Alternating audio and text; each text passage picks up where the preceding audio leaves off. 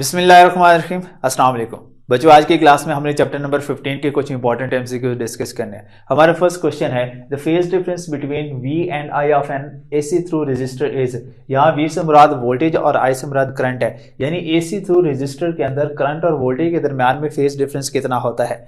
ये आपको concept clear होगा तो आपको आसानी से इसका आंसर मिल जाएगा, यानी 0 डिग्री होता है। ठीक है जी। लेकिन ये वाला जो सवाल है इस तरह से है कि ये AC थ्रू कैपेसिटर भी पूछा जा सकता है और AC थ्रू इंडक्टर भी पूछा जा सकता है, क्योंकि कैपेसिटर, इंडक्टर और रेजिस्टर में जो फेज डिफरेंस होता है वो डिफरेंट होता है। तो अगर आपको इसका ग्राफ याद हो तो वो कुछ इस तरह से था कि यहाँ पर अगर ये वाली वैल्यू आपके पास करंट की होती है तो बिल्कुल इसी के ऊपर ही आपको वोल्टेज का ग्राफ भी नजर आता है, और यूं करंट और वोल्टेज के दरमियान में आपको जो फेज डिफरेंस नजर आता है वो 0 डिग्री का नजर आता है। और अगर इसके बरक्स अगर मैं बात करूं AC थ्रू कैपेसिटर की, तो आपके पास करंट और वोल्टेज के दरमियान में जो फेज डिफरेंस होता है वो 90 डिग्री का होता है। अब इसमें से इंपॉर्टेंट चीज आपको ये याद रखनी पड़ेगी कि AC थ्रू कैपेसिटर के अंदर कौन सी चीज लीड करती है और कौन सी लैग करती है। तो AC थ्रू अगर मैं कैपेसिटर की बात करूं तो उसमें हमारे पास जो करंट होता है वो लीड करता है, जबकि वोल्टेज होता है वो लैग करता है। यानी ये वाली वैल्यू अगर वोल्टेज की है तो करंट की वैल्यू यहां से स्टार्ट होगी, यूं ये करंट है। तो दोनों के दरमियान में जो फेज डिफरेंस होता है वो 90 डिग्री का होता है। यानी यहां पर अगर होता AC थ्रू कैपेसिटर होता तो इसका आंसर जो होता था वो 90 करेक्ट होना था। अगर इंडक्टर होता तब भी फेज डिफरेंस 90 डिग्री ही होता है, लेकिन फर्क वहां पर क्या हो जाता है, फर्क ये होता है कि उसके अंदर जो वोल्टेज होते हैं वो लीड करते हैं, जबकि करंट उसके अंदर लैग करता है। अब मूव करते हैं दूसरे क्वेश्चन की तरफ। If the frequency of the AC supplied is double, then the capacitive reactance become। Capacitive reactance पर क्या इफेक्ट पड़ता है अगर आप इसकी फ्रीक्वेंसी को डबल कर देते हैं। तो ये हमें बेहतर तरीके से बता सकते हैं अगर हमें इसका ये फार्मूला याद है। कैपेसिटिव रिएक्टेंस के केस में ये फार्मूला होता है XC is equal to 1 divided by 2 pi F into C। यहां पर यह क्या पूछ रहा है कि अगर आप किसको डबल कर दें, फ्रीक्वेंसी को डबल कर दें।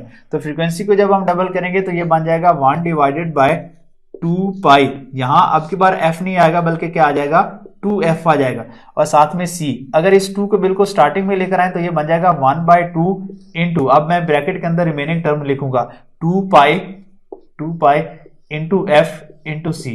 तो ये वाला पूरा फैक्टर XC के इक्वल होता है। चलिए अगर हम इसको X प्राइम कह दें, ठीक है, इसको नहीं कहना चाहिए, इसको कहेंगे X प्राइम, XC प्राइम। तो आपके पास ये XC के इक्वल आ जाता है। तो आपके पास XC prime is equal to XC divided by 2। इसका क्या मतलब है, जो हमारे पास कैपेसिटिव रिएक्टेंस होगी वो हाफ हो जाएगी। ठीक है जी। तो इसमें से इसका जो करेक्ट ऑप्शन होगा वो अल्फा होगा। कैपेसिटिव रिएक्टेंस इसमें क्या हो जाती है, हाफ हो जाती है। अब स्टेटमेंट को किसी भी एतबार से पूछा जा सकता है, लेकिन आपको याद होना चाहिए इसका ये वाला फार्मूला। अब यहां पर if the frequency of the AC supplied is double then inductive reactance भी पूछा जा सकता था, तो उस हिसाब से फिर ये डबल हो जाता है इसका आंसर। ठीक हो गया जी, क्योंकि उसका फार्मूला इस हिसाब से होता है। In a capacitive circuit of an AC quantity when Q is equal to 0 the slope of QT curve is 0। यहां पर ये पूछ रहा है कि जब आप कैपेसिटर के केस के अंदर ग्राफ बनाते हैं, ठीक है, और उस वक्त जब QT कर्व जो होती है वो 0 पर होती है, तो उस वक्त स्लोप उसकी क्या होती है, मैक्सिमम होती है या मिनिमम होती है। देखें ये बड़ा इंपॉर्टेंट कॉन्सेप्ट है, इसको जरा ना ध्यान से समझिएगा। काम करते हैं, मैं इसको ना आपको यहां से समझाता हूं। ये सिचुएशन ऐसी है, यानी जब बात कर रहा है यहां पर इस पॉइंट की बात कर रहा है QT कर्व के अंदर, ये T है ना, यहाँ पर Q है। अगर इस पॉइंट की हम बात करें तो यहाँ पर स्लोप क्या होती है, तो याद रखिए कि ये जो 0 वाला पॉइंट होता है ना, यहाँ पर जो स्लोप होती है वो मैक्सिमम होती है, मैक्सिमम होती है। जैसे जैसे ये 0 से ऊपर की तरफ जाएगा वैसे वैसे इसकी स्लोप क्या होने लग जाएगी, कम। और जब ये 90 के एंगल पर यानी अपनी पीक वैल्यू पर पहुंचता है तो उस वक्त उसकी जो स्लोप होती है वो हो जाती है 0। ठीक है, और 0 वाले पॉइंट पर उसकी स्लोप क्या रहती है, मैक्सिमम रहती है। तो इस हिसाब से इसका जो आंसर होगा वो बीटा करेक्ट है, यानी कि मैक्सिमम। बड़ा इंपॉर्टेंट ये कॉन्सेप्ट है। ये जब तक आपको ये कॉन्सेप्ट क्लियर नहीं होता तब तक आप इस टॉपिक को भी अच्छे से नहीं समझ सकते। ठीक है जी। तो यहां पर आपने याद रखना है कि जो स्लोप होगी वो 0 वाले पॉइंट पर मैक्सिमम होगी। अब मूव करते हैं हमारे चौथे क्वेश्चन की तरफ। The phase of the AC at the positive peak from origin is. अब बिल्कुल यही बात है, यहां पर बिल्कुल 0 वैल्यू होती है, जैसे जैसे ऊपर की तरफ जा रहे हैं ये जो इसकी पीक वैल्यू होती है इसके कॉरेस्पॉन्डिंग अगर हम देखें इसका फेज, तो यहां पर बनता है पाई बाय 2।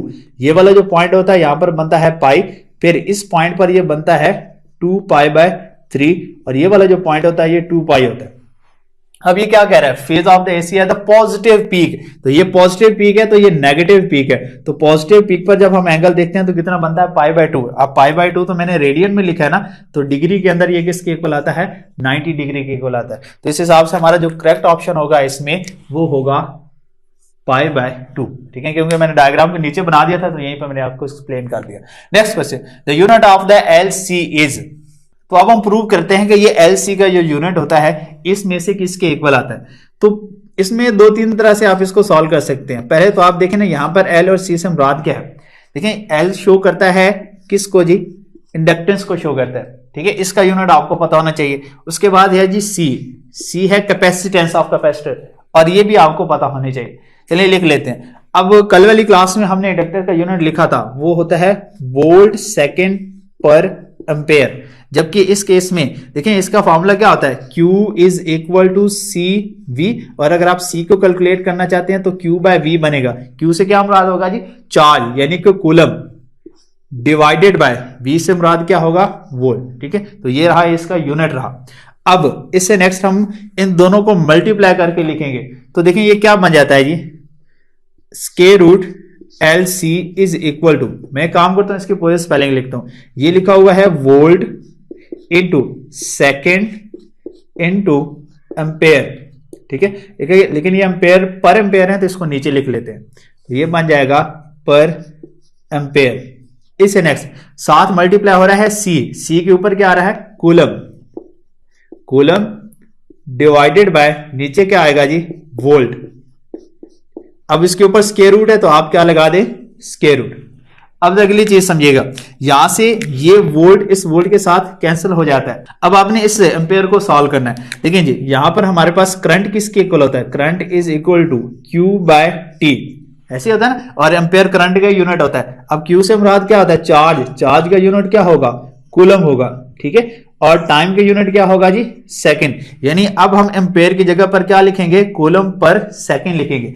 अगर हम कूलम पर सेकंड लिखें तो फिर ये रिलेशन किस तरह से बनेगा, जरा देखिएगा, square root LC is equal to, यहां पर second as it is into coulomb भी as it is, coulomb divided by, अब डिवाइडेड बाय क्या लिखा जाएगा, डिवाइडेड बाय लिखा जाएगा कूलम, नीचे फिर से सेकंड आना तो सेकंड में ऊपर मल्टीप्लाई करके लिख देता हूं सेकंड, ठीक है, और ऊपर क्या आएगा, स्क्वायर रूट। अब फिर से ये पूरा कूलम इस कूलम से कैंसिल हो जाता है, तो सेकंड को सेकंड से मल्टीप्लाई करें तो ये क्या बन जाएगा जी, square root LC is equal to second square into square root, ये इसके साथ कट गया तो आंसर कितना रह गया, सेकंड, ठीक हो गया जी।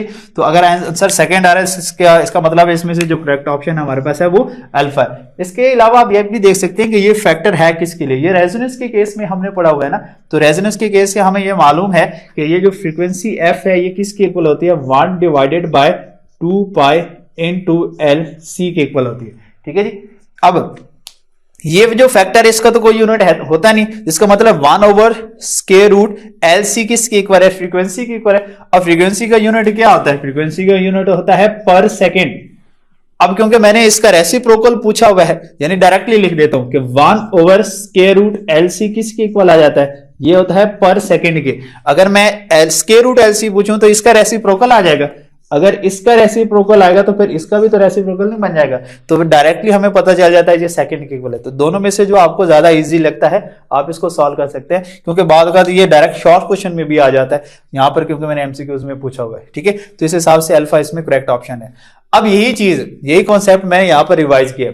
अब हमारा जो लास्ट वाला जो क्वेश्चन है ये एक एमसीक्यूज नहीं है, ये एक शॉर्ट क्वेश्चन है, इसको हमने सॉल्व करना है। हमने ये शो करना है कि L/R ये टाइम के यूनिट के इक्वल, यानी कि ये भी सेकंड के इक्वल होता है, इसको हमने प्रूव करना है।